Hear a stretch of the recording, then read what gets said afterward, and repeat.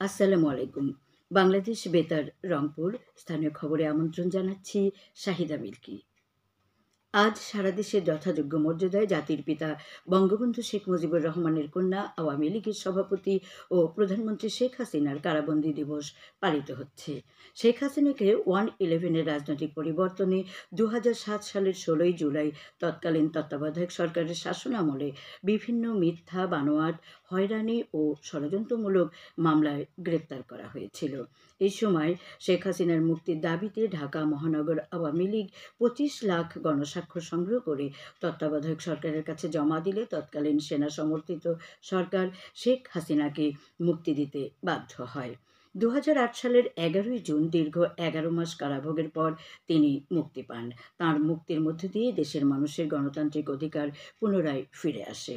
আওয়ামী লীগ ও এর সহযোগী সংগঠনগুলো আলোচনা সভা, মিলাদ ও দোয়া মাহফিল সহ বিভিন্ন কর্মসূচির মধ্যে দিয়ে শেখ হাসিনার কারাবন্দী দিবস পালন করছে। বিভাগীয় নগরী রংপুরে দিবসটি উপলক্ষে জেলা আওয়ামী লীগের উদ্যোগে আজ বাদ আসর জেলা মডেল মসজিদে দোয়া মাহফিলের আয়োজন করা হয়েছে। জয়পুরহাটে এ উপলক্ষে জেলা আওয়ামী লীগের উদ্যোগে আজ সন্ধ্যায় জয়পুরহাট কেন্দ্রীয় ঈদগাহ ময়দান সংলগ্ন দলীয় কার্যালয়ে এক আলোচনা সভার আয়োজন করা হয়েছে। আগামী 17 জুলাই পবিত্র আশুরা সুষ্ঠু, সুন্দর ও নির্বিঘ্নে সম্পন্ন করা এবং তাজিয়া মিছিলসমূহ বের করার সময় ও রুট নির্ধারণ সংক্রান্ত এক মতবিনিময় সভা গতকাল মেট্রোপলিটন পুলিশ কমিশনার কার্যালয় সম্মেলন কক্ষে অনুষ্ঠিত হয়। রংপুর মেট্রোপলিটন পুলিশের অতিরিক্ত কমিশনার মোহাম্মদ সাইফুজ্জামান ফারুকী এতে সভাপতিত্ব করেন। এ সময় জানানো হয়, এবছর রংপুর মহানগর এলাকার কোতোয়ালি থানার আওতাধীন 13টি ক্যাম্পে 4টি তাজিয়া মিছিল এবং আঞ্জুমানি হুসাইনি তাজিয়া বাহিনী একটি র্যালি বের করবেন। সভায় পবিত্র আশুরার ধর্মীয় ভাবগাম্ভীর্য ও মূল্যবোধ অটুট রাখতে সকলের সহযোগিতা কামনা করা হয়। এছাড়া দিবস উপলক্ষে অনুষ্ঠিতব্য সকল কার্যক্রমে ধর্মীয় দৃষ্টিকোণ থেকে বিবেচনা করে আইনশৃঙ্খলা পরিস্থিতি স্বাভাবিক রাখতে করণীয় ও বর্জনীয় সম্পর্কে দিক নির্দেশনা প্রদান করা হয়। এদিকে ঢাকা মেট্রোপলিটন পুলিশ নাগরিকদের নিরাপত্তা নিশ্চিত করার লক্ষ্যে তাজিয়া মিছিলে দা, ছোরা, কাঁচি, বর্ষা, বল্লম, তরবারি, লাঠি ইত্যাদি বহন এবং আতশবাজি ও পটকা ফোটানো সম্পূর্ণ নিষিদ্ধ ঘোষণা করে বিজ্ঞপ্তি জারি করেছে। এই আদেশ মিছিল শুরু থেকে শেষ পর্যন্ত বলবৎ থাকবে। গত রাতের বৃষ্টি ও উজানের ঢলে রংপুরের তিস্তা নদীর পানি আবারও কিছুটা বেড়েছে, তবে তা বিপদসীমার নিচে রয়েছে। এর আগে বৃষ্টিপাত কমে যাওয়ায় উত্তরাঞ্চলের সকল নদ নদীর পানি লক্ষণীয়ভাবে হ্রাস পেয়েছিল।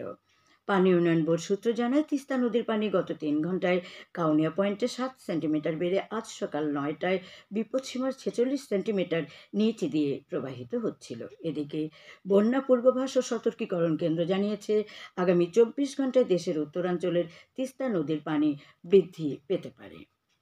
কুড়িগ্রাম জেলায় বন্যার্ত মানুষের মধ্যে সরকারি ও বেসরকারি পর্যায়ে ত্রাণ সামগ্রী বিতরণ অব্যাহত রয়েছে। বন্যার্ত মানুষের মধ্যে বিতরণের জন্য জেলা প্রশাসন থেকে ইতিমধ্যে 587 মেট্রিক টন চাল, নগদ 23 লাখ টাকা ও 25,000 প্যাকেট শুকনো খাবার বিতরণ করা হয়েছে।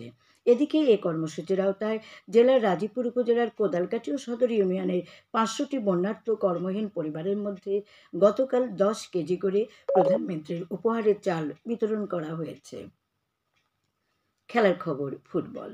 জয়পুরহাটের 5 বিবি শেখ রাসেল মিনি স্টেডিয়ামে অনুষ্ঠানরত জাতির পিতা বঙ্গবন্ধু শেখ মুজিবুর রহমান জাতীয় গোল্ড কাপ অনূর্ধ্ব-17 ফুটবল টুর্নামেন্টের আজ 2টি সেমিফাইনাল খেলা অনুষ্ঠিত হবে। প্রথম সেমিফাইনালে আইমা রসুলপুর ইউনিয়ন পরিষদ ফুটবল একাদশ ও আউলাই ইউনিয়ন পরিষদ ফুটবল একাদশ এবং অপর সেমিফাইনালে 5 বিবি পৌরসভা ফুটবল একাদশ ও আটাপুর ইউনিয়ন পরিষদ ফুটবল একাদশ পরস্পরের মোকাবেলা করবে।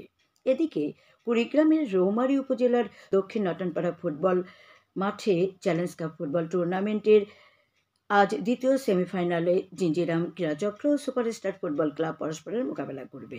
উল্লেখ্য, বন্যার কারণে 10 দিন স্থগিত থাকার পর গতকাল প্রথম সেমিফাইনাল খেলা অনুষ্ঠিত হয়। এতে টার্গেট ফুটবল টিম 3-1 গোলে ব্ল্যাক পাইরেট ফুটবল টিমকে পরাজিত করে ফাইনালে উঠেছে। এই টুর্নামেন্টে স্থানীয় 8টি দল অংশ নিচ্ছে। এছাড়া উপজেলার শোলমারী সরকারি প্রাথমিক বিদ্যালয়, মাঠে জহিরুল মোল্লা ফুটবল টুর্নামেন্ট শুরু হয়েছে। উপজেলা পরিষদ চেয়ারম্যান মোহাম্মদ শহীদুল ইসলাম শালু গতকাল এর উদ্বোধন করেন। টুর্নামেন্টের আজকের খেলায় কাউনিয়ার চর ফুটবল একাদশ ও ইছাকুড়ি ফুটবল একাদশ একে অপরের মুখোমুখি হবে। টুর্নামেন্টে স্থানীয় ৮টি দল অংশগ্রহণ করছে। সবশেষে আবহাওয়া। আজ সন্ধ্যে ৬টা পর্যন্ত পূর্বাভাসে বলা হয়েছে, দেশের অভ্যন্তরীণ নদীবন্দরগুলোর জন্য কোনো সতর্কবাণী নেই এবং কোনো সংকেতও দেখাতে হবে না।